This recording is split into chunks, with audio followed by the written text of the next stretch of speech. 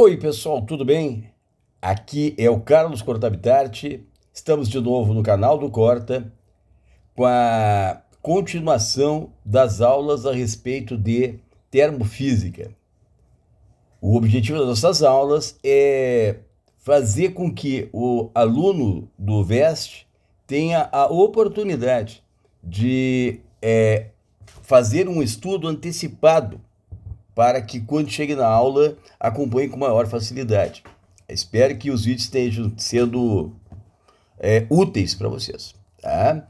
Então, a aula de hoje é sobre experiências simuladas de calorimetria, tá? É o que eu estou chamando aqui de aula 3, e nós vamos fazer o vídeo em várias partes. Esta é a parte 1, que nós vamos fazer a experiência simulada número 1, que vai relacionar o calor em função da variação de temperatura. Calor, que é esse Q, em função da variação de temperatura. Como é uma experiência ela tem dados experimentais, ela tem também materiais para serem utilizados, né? Dispositivos do experimento. Então, aqui no nosso experimento, nós temos aqui, ó, essa seta que está me indicando um termômetro, aonde ele está graduado aqui na escala Celsius, tá? Então aqui 20 graus Celsius, 24, 28, 32 e 36 graus Celsius. Eu tenho aqui também um copo de Becker contendo água, ele botou 250 gramas de água. Isso aqui é uma tela de amianto, que é um bom condutor de calor, que é justamente para propagar o calor vindo da chama aqui desse tal de bico de Bunsen, que está aqui embaixo, rapidamente para toda a parte do fundo, porque uma vez que o copo de Becker é feito de vidro, se eu concentrar muito calor numa única parte, elas vão se agitar mais, vão vibrar mais e, portanto, vão sofrer uma dilatação maior nessa região, na região onde estão recebendo o calor. Por que não vai se propagar o calor ao longo do fundo do recipiente? Ele até se propaga, meu filho, ele até se propaga. O problema é que o vidro é um mau condutor de calor. Então ele vai demorar para se propagar e antes disso ele vai acabar se rompendo. Por isso a gente coloca essa tela de amianto para poder facilitar essa propagação de calor para as várias partes da região do fundo do recipiente. Lembrando que a água, quando ela vai sendo aquecida, né, ou aqui no caso a tela de amianto é um bom condutor, é um sólido, e o calor se propaga por condução. Já no fundo do recipiente, também eu tenho uma pequena propagação aqui, apesar do sólido ser um mau condutor, vai ter também uma propagação através de condução, porque é um sólido. E aqui eu tenho a água, que é um fluido, e a água, por ser fluido, ela vai sofrer um processo de propagação de calor através de convecção. Então, essa parte inferior aqui, ela vai sendo aquecida primeiro, aumenta a temperatura, sofre uma dilatação.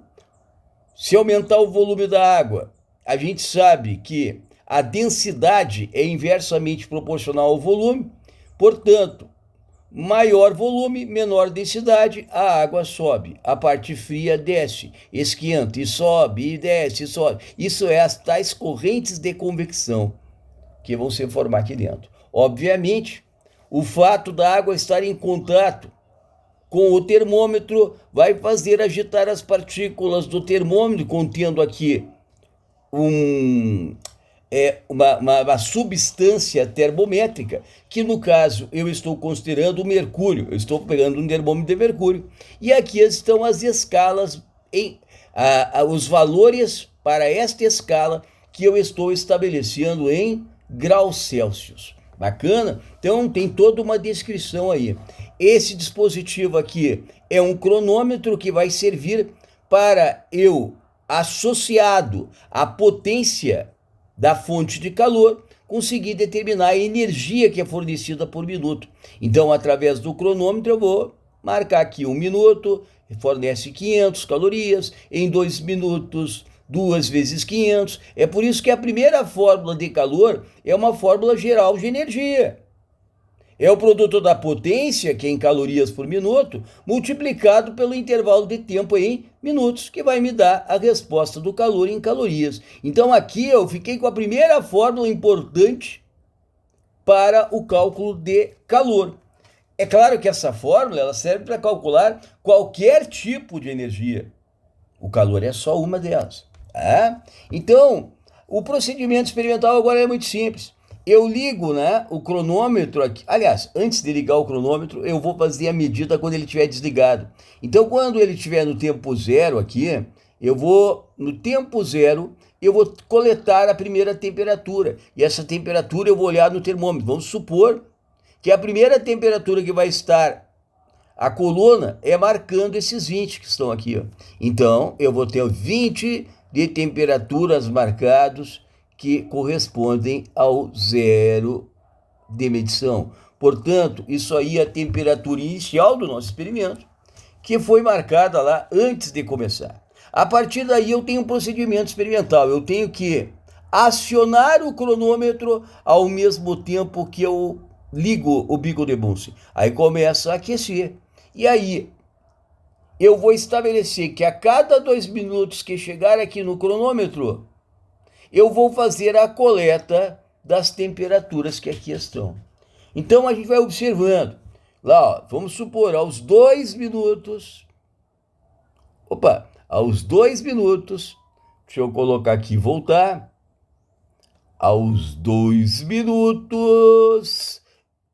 Vamos tirar esse negocinho, ficar melhor aqui. Aos 2 minutos, esse camarada vai passar para 24 graus Celsius. Aos 4 minutos, se continuar o aquecimento com uma fonte de calor constante, mesmo intervalo aqui de tempo, a tendência é que ele sofra a mesma variação. Então ele vai passar para 28. Quando está aos 6 minutos, ele vai passar aqui para 32, porque tu pode ver que a cada 2 minutos está elevando a temperatura de 4 graus Celsius.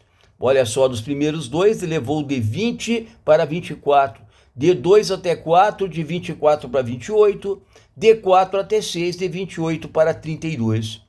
A última medida que eu vou fazer aqui vai ser em 8 minutos, ele vai ter a temperatura de 36 graus Celsius. Então, passei para cá o 36. Olha que teteia. Bacana? Então, essa foi a coleta de dados.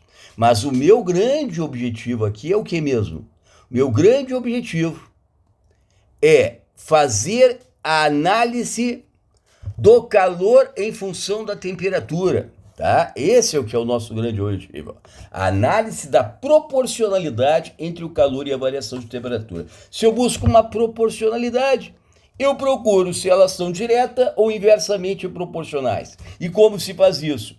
É através, se é direta, é porque a razão entre essas grandezas no experimento será uma constante. Se elas forem inversamente proporcionais, é porque o produto entre essas grandezas será uma constante. Aula de proporcionalidade. Então, vamos continuar então o nosso experimento. Então, ó, depois que eu fiz a coleta de dados, eu vou ter que ajeitar esses dados de tal forma a eu ter a relação entre o calor e a variação de temperatura, que é o que eu quero. Eu quero calor em função da variação de temperatura. Sensacional. Então, ó, eu coletei os instantes a cada 2 minutos. Então, eu vou pegar nesses primeiros 2 minutos quanto de calor foi fornecido. Aí é só pegar, ó, a potência é 500 calorias por minuto. Durante os 2 primeiros minutos foi fornecido 4 graus Celsius. Eu até deixei ali para apenas carregar, para apenas transportar os valores dessas contas. Então, olha lá, ó, nos 2 primeiros minutos vai ser 2 vezes 500, que dá 1000 calorias, indo para a água. E aí a gente observa que a temperatura da água vai passar de 20 para 24, ó, de 20 para 24, de tal forma que ela variou a temperatura em 4 graus Celsius, que é o 24 menos 20, mas isso é apelação, na minha opinião, tá? Bom, e assim por diante, ó. Se eu for pegar agora de 0 até 4 minutos. Ele vai ter uma elevação aqui de 8 graus Celsius. Então, ele vai elevar aqui, ó, para 8 graus Celsius. A temperatura, porque ele está passando de 20 para 28. E quanto de calor? Ora, o calor é correspondente a esses 4 minutos. 4 vezes 500 vai ser exatamente os 2.000 de calorias. E assim por diante, né? Então, agora vamos pegar lá, aos 6 primeiros minutos. 6 vezes 500 dá 3.000. Opa! Dá 3.000. Vem para cá. E a elevação de temperatura, neste caso, entre 0 e 6, foi de 20 para 32, elevou 12. Oh, que droga. Elevou 12 a temperatura. Depois, foi de 0 para 8 em 8 minutos. O calor propagado aí foi 8 vezes 500, que dá os 4.000 que estão aqui faltando. E a temperatura, ela foi elevada de 20 para 36, que não dá 14 não, né? Não dá 14. Quanto é que dá, neguinho? Ele vai dar exatamente 16, porque é de 20 para 36. Então, ele vai dar 16 graus Celsius de aumento de temperatura. Então, deixa eu colocar aqui, ó. Eu vou... Tá, pera um pouquinho. Vamos botar aqui. Converter para cálculo. 16. Ó, esse cara vem aqui, ó. Pronto. Então, aí está, né? Na primeira tabela, essa tabela que está aqui em cima, eu tinha a coleta de dados. E aqui eu fiz o trabalho de dados em função da fórmula da potência, que eu fui calculando as energias, e também em função das variações de temperaturas final menos a temperatura inicial. E como eu disse, nós estamos tentando procurar a proporcionalidade entre o calor e a variação de temperatura. E essa proporcionalidade entre calor e variação de temperatura, ela vai me dar uma razão constante. É só observar bem aqui, ó. Se tu pegar 1.000 dividido por 4, vai dar 250. 8 divididos por 4 dá 250. Então, vou botar assim, ó. 1.000 divididos por 4, 200... Ou melhor, 200 não. 2.000 divididos por 8, 3.000 divididos por 12, 4.000 divididos por 16, sempre vai dar o mesmo resultado. Qual é esse resultado? É 250. Como a unidade de energia é o calor, calorias, e a unidade de variação de temperatura é o grau Celsius, calorias por grau Celsius. Então, tu tá vendo que nesse caso eu tenho uma razão constante. E isso vai me permitir ter algumas conclusões experimentais. Como é que funcionam essas conclusões experimentais? Vamos ver aqui, ó. Quando eu quero verificar as conclusões experimentais, eu vou pensar assim. A primeira delas, eu percebi o seguinte, que a razão entre o calor e a variação de temperatura é uma constante. E físicos adoram constantes, inclusive vou dar um nome para isso aqui.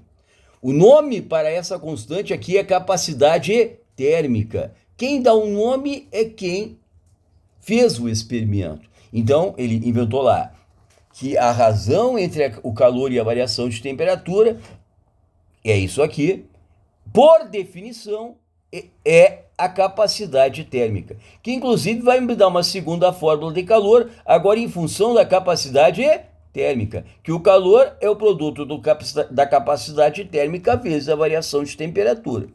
Então, das conclusões experimentais, a primeira é que a razão entre o calor e a variação de temperatura é uma constante. Logo, o calor é diretamente proporcional à variação de temperatura. Como é que fica o gráfico que relaciona o calor em função da variação de temperatura. Ora, como as grandezas são diretamente proporcionais, o gráfico será uma reta que tende a passar pela origem. Outra coisa importante, então, agora é verificar de novo a definição de capacidade térmica. Então, vamos formalizar a capacidade térmica, então, pelo que a gente está vendo, ela, por definição, é a razão entre o calor e a variação de temperatura. E, com isso, eu posso ter como consequência uma fórmula de calor, que é o produto do calor vezes, ou melhor, que é igual ao produto da capacidade térmica vezes a variação de temperatura. Bom, veja bem, quando eu falo que a capacidade térmica, nesse caso aqui, está dando 250 calorias por grau Celsius, quer dizer que são necessários fornecer 250 calorias para elevar a temperatura da substância, que é a água ali, ou do corpo, que é a água, os 250 gramas de água, de 1 grau Celsius. Então, se eu aumentasse a capacidade térmica, se desse 500, é porque eu teria que fornecer 500 para elevar de 1 grau Celsius. Se eu fosse 1.500, daria 1.500 para elevar de 1 grau Celsius. Então, quanto maior a capacidade térmica, mais difícil é eu variar a temperatura de apenas 1 grau Celsius. Então, a capacidade térmica, ela representa, né, uma dificuldade de se elevar a temperatura desse corpo. Isso nós vamos ver aqui, ó. Quando dizemos que a capacidade térmica é de 250 calorias por grau Celsius, significa dizer que são necessários fornecer 250 calorias para o corpo variar sua temperatura de 1 grau Celsius. Legal! Então vamos ver aqui agora o que eu chamei de observações. Então tem 3 observações aí importantes e a gente vai fazer uma conclusão aqui depois de eu fazer estas observações importantes. Veja bem, qual seria na prática o significado físico da capacidade térmica? Como eu disse, a capacidade térmica, ela representa uma dificuldade de se elevar a temperatura do corpo. Então, a capacidade térmica, se ela é uma dificuldade de se elevar a temperatura do corpo, quanto maior a capacidade térmica, menor é a variação de temperatura. Quais são as características disso aí? Bom, a característica da capacidade térmica, né? Ela é uma característica do corpo, como eu estava falando. Como assim do corpo? O corpo ele é composto da sua quantidade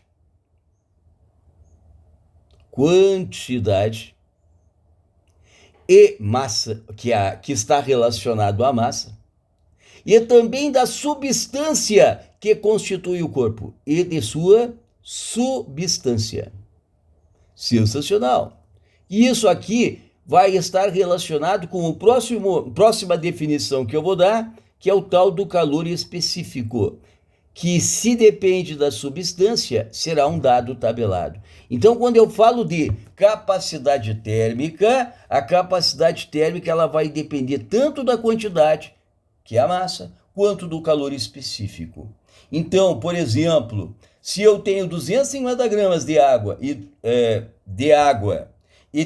comparado com outro corpo que tem 500 gramas de água, como as quantidades são diferentes, apesar da substância ser a mesma, eu vou ter quantidades de energias diferentes para fazer a elevação de 1 grau Celsius. Aliás, a gente já sabe, né? Quanto maior a quantidade de água que eu tiver dentro de uma panela, é mais difícil elevar sua temperatura, leva mais tempo para poder fazer isso, eu tenho que fornecer mais calor. Então a capacidade térmica, claro que tem uma relação de proporcionalidade que cresce junto com a massa. E experimentalmente, a gente vai ver na experiência simulada 2, ó, eu já vou até colocar aqui, ó, que comparando esses dois corpos aqui, ó, esse aqui tem massa de 250 e água. Aqui a massa é 500 e água. Qual que é mais difícil de aquecer? É o do corpo B. Portanto, esse aqui terá maior capacidade térmica. Como é o dobro da massa, vai ser o dobro da capacidade térmica, porque a gente vai ver que a relação de proporcionalidade entre a capacidade térmica e a massa é de relação diretamente proporcional. Então, a capacidade térmica é direta ou inversamente proporcional à massa? Bom, a razão entre a capacidade térmica e a massa é igual a uma constante. Portanto, a capacidade térmica é diretamente proporcional à massa. E se a razão ela é constante, físicos adoram constantes. Vamos dar um nome. Qual é o nome desta razão? Capacidade térmica sobre a massa. Ela será chamada de calor específico. Aí que vem a sua definição. Qual é a definição de calor específico? Calor específico é igual, por definição, a razão entre a capacidade térmica e a massa. Aqui eu não tenho uma fórmula de calor, mas eu tenho uma fórmula que relaciona as características do corpo com as características da substância. Então, aqui eu estou dizendo que à medida que eu vario a massa de uma mesma substância, quanto maior a massa, maior será a capacidade térmica. O calor específico, ele não depende da quantidade que eu uso. O calor específico é uma característica apenas da substância. Sempre que for água, vai ser o mesmo valor. Sempre que for ferro, será o mesmo valor. Então, sensacional. Acabou aí. Sem estresse. Então, definição de calor específico. E aí depois vem as conclusões. Mas vamos acabar a conclusão que eu estava falando lá em cima, que era a conclusão da capacidade térmica. Então, significado físico. Significado físico, quanto maior a capacidade térmica, mais difícil é de se elevar a sua temperatura. Nós já vimos isso. Característica, ela é do corpo, massa mais vezes calor específico. Que mais? Ela depende do quê? Ela depende da massa e do calor específico. Em suma, vamos botar aqui em termos de resumo para tudo que eu falei, tá? Então, o que nos interessa até agora? Nessa experiência número 1, eu vi que o calor pode ser calculado por duas equações. Se eu tiver uma fonte de calor, o calor pode ser calculado pela potência da fonte, que é em energias pelo intervalo de tempo, calorias por minuto, joules por segundo e assim por diante. Então, unidades de potência pode ser joules por segundos, calorias por minuto, sendo que o joules por segundo é do sistema internacional e tem um apelido. Este aqui é o famoso watt. Então, o calor ele pode ser calculado pela potência vezes o intervalo de tempo. Bacana? Segundo a fórmula de calor, aí tem a ver com o calor em função das características do corpo, que é o calor devido à sua capacidade térmica. Capacidade térmica, que foi definido nessa experiência 1. Ele é obtido pelo produto do calor vezes a variação de temperatura, porque eu isolando lá a própria definição de capacidade térmica. Pronto! Então, olha lá, capacidade térmica é característica do corpo. Depende do quê? Da massa e também depende da substância. A massa é a quantidade de substância que eu utilizo. E a substância será caracterizada por um valor chamado calor específico, que eu já estou dizendo na experiência número 2, que é definido com a razão da capacidade térmica pela massa. E a fórmula que nos interessa é essa aqui, que capacidade térmica é a massa vezes o calor específico. Rapaz, então, com mais esta equação que eu tenho aqui, eu posso dizer que a primeira equação de calor é a potência vezes o intervalo de tempo. A segunda, calor é a capacidade térmica vezes a variação de temperatura. E a capacidade térmica ela é o produto da massa vezes o calor específico. Então aí eu vou ficar com aquela fórmula famosa do calor Q macete. Essas duas equações que eu estou destacando aqui, elas me permitem calcular o que a gente chama de calor sensível, que é o calor associado à variação de temperatura do corpo. Então, toda vez que o corpo está variando a temperatura, o calor ele é chamado de sensível. Inclusive, eu posso fazer um gráfico do calor sensível. O calor sensível, ele pode ser dado. Vamos botar aqui gráfico de temperatura em função do calor sensível que eu estou fornecendo. Sempre tem que ter variação de temperatura. Então, eu tenho aqui uma temperatura inicial. Se eu fornecer calor sensível, a temperatura ela tem que aumentar até uma temperatura final. Então, se há variação de temperatura, eu posso calcular por MC delta θ. E sempre o gráfico nessa curva, que é chamada curva de aquecimento, ele vai ser representado por uma reta inclinada, ou crescente ou decrescente. Crescente quando está recebendo calor e decrescente quando está liberando calor. Beleza? Então, as últimas conclusões aqui da parte do segundo experimento são as seguintes. Quais foram as conclusões que a gente obteve? Então, as conclusões são, primeiro, a razão entre a capacidade térmica e a massa, a razão entre a capacidade térmica, vamos botar assim, capacidade térmica e a massa é igual, por definição, ao calor específico, que é onde nasce a forma. É isso que está dizendo. A razão entre a capacidade térmica e a massa é uma constante que chamamos de calor específico. Vou fazer mais rápido aqui, porque a gente já percebeu como é que funciona. Como é que é o gráfico? O gráfico que relaciona a capacidade térmica com a massa é uma reta que tende a passar pela origem.